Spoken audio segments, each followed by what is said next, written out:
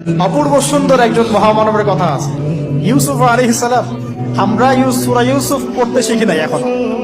আমরা সবাই মনে করি সূরা ইউসুফ মানে হচ্ছে ইউসুফ জুলাইখার প্রেম কাহিনী, আমরা এটাই মনে করি।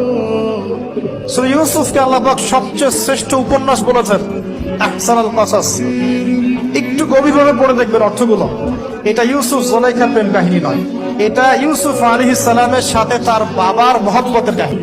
এত মহব্বত যে সন্তান 20 বছর আগে হারিয়ে গেছে, যে সন্তান কূপ থেকে রাজপ্রাসাদে, রাজপ্রাসাদ থেকে জেলখানায়, জেলখানা থেকে আবার মিশরের গভর্নমেন্ট মানে পলিটিক্যাল পাওয়ার এসেছেন, বাবা কিন্তু এটা জানেন না। কিন্তু সন্তান যখন একটা জামা পাঠিয়ে দিচ্ছে, জামা, এই কমিজটা নিয়ে যাও, আমার বাবার চোখে দিও, বাবা দৃষ্টি ফিরে পাবে। ওই কমিজ নিয়ে যখন কিছু মানুষ আসছে তার বাসার সামনে, তিনি বলছেন, ইন্নী লাআজিদু রিহা ইউসুফ, আমি আল্লাহর কসম ইউসুফের গন্ধ পাচ্ছি। আমাদের ছেলে মেয়েদের গন্ধ আমরা বুঝি, এটা আমার ছেলের গন্ধ, এটা মেয়ের গন্ধ।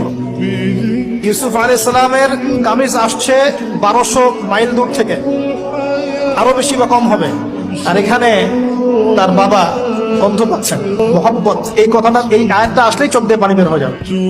ইন্নী লাআজিদু রিহা ইউসুফ, আমি ইউসুফের গন্ধ পাচ্ছি। আর মানুষ বলছে, আপনি পাগল হয়ে গেছেন, কতদিন আগে ইউসুফ চলে গেল, আপনি ইউসুফের কথা বলতে বলতে বলতে বলতে চোখ বন্ধ করে ফেললেন কাঁদতে কাঁদতে, এখন বলছেন ইউসুফের গন্ধ পাচ্ছেন।